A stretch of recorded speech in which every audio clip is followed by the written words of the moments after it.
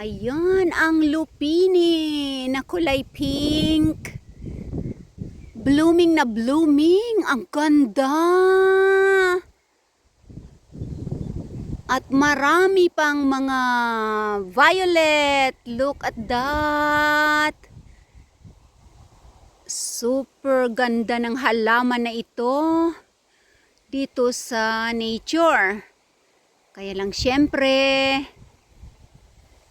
madali itong mag-spread. Kaya, inaalis din ito dito at kinakatay. Dahil ino-occupy yung lahat ng mga space. Kasi hindi na rin nakakatubo yung mga iba pang mga nature plants. Yan, ang ganda talaga. O, diba? At maglalakad nga ako doon. Pero ano yung bottom ng ng soil parang nakakatakot maglakad kapag wala kang boots kasi baka may ahas diyan. Yan oh, maglakad pa ba ako diyan? Ang dami doon sana oh, sa pinakagitna. Yun doon, ang daming kulay pink. Oh, you see that? Wow.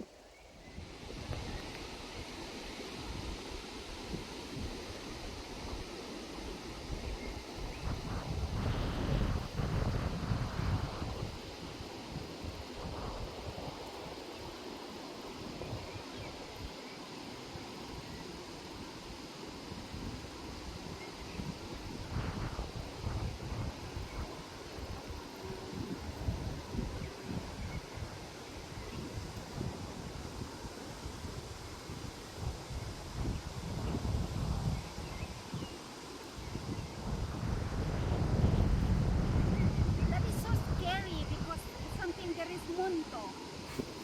The whole ba? I don't have kumisapat. This here?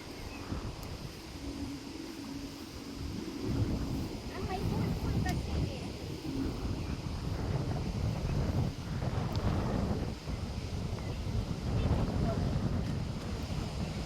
Hello! Picture! It's so hard! Oh, para may tumakbo doon. Dito ganda oh. It's the grasses. Look.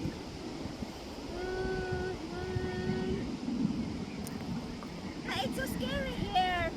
I can't. I don't know which is the more easier to walk. Doon ka punta. I have to return there. Okay na.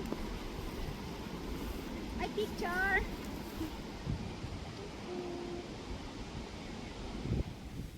Grabe, ang lakas ng hangin. Pero hindi ko palalampasin talaga ito. Ang ganda-ganda talaga ng lupini na ito. Kahit napakasukal at wala akong suot na bota. Nakakatakot maglakad sa gitna. Matataas pa sa akin. May ahas dyan. Sa pinakagitna. Yung iba, pabloom pa lang siya. Pero yung iba nagtapos na. Napakaganda nga, kaya lang yung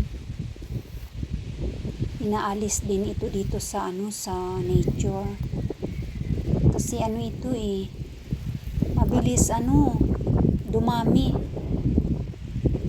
Tumutubo sa kung saan-saan, kahit nga mga banggilid, gilid-gilid, tinutubuan eh. Kaya tinatanggal nila.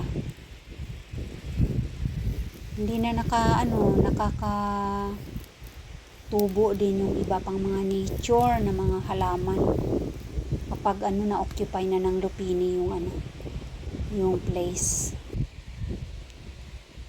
Super ganda. Iba-ibang kulay, pero dito parang apat lang ito, pink, purple, white at saka blue. Ayan. Pero mayroon itong mga iba't ibang mga kulay pa na parang color ng ng crayons sa special places. Kaso nga tinatanggal din dahil nga mabilis dumami.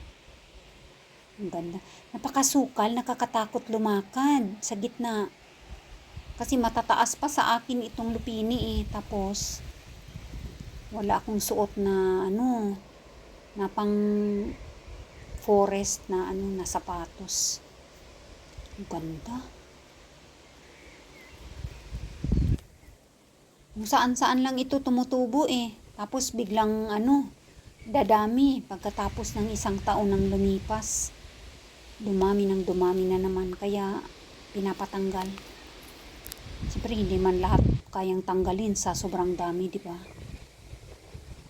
Yung iba lang pag madaanan nila, yan bubunutin. Makikita mo sa mga tabi-tabi may mga nabunot na. Ganda.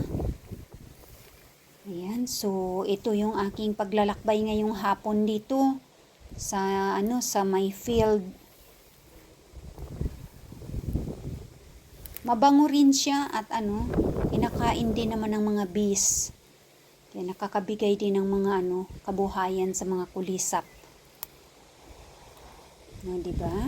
Ayan, thank you so much for watching. Malakas ang hangin, pasensya na. Ayan, sobrang ganda. Lalo na pagpa-bloom pa lang. Ang ganda, diba? Ayan, so maraming salamat ulit. At don't forget to hit the like, comment, subscribe, and share. See you again next time. Bye-bye.